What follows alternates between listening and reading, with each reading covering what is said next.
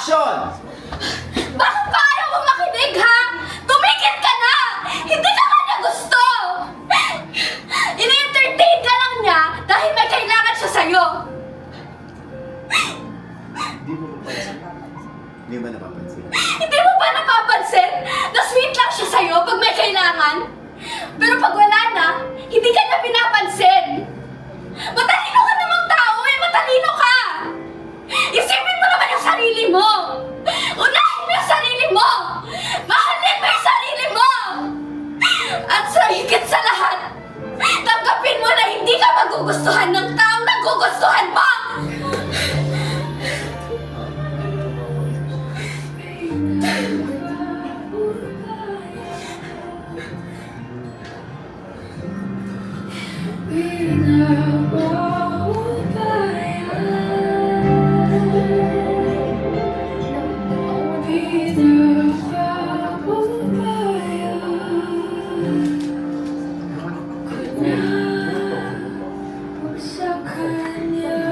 Kat.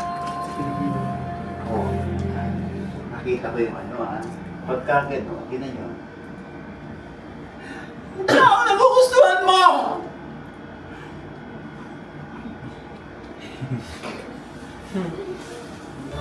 Di ba ginano niya yung hair niya?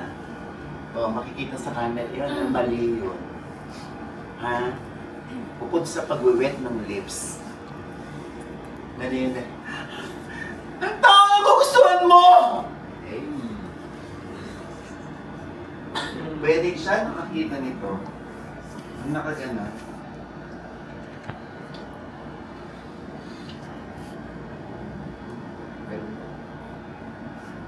Parang di obvious. Maraming paraan. Kahit pagpatay ng lamok, diba? Kinakatay yung sigit. Hindi mo nakayaan.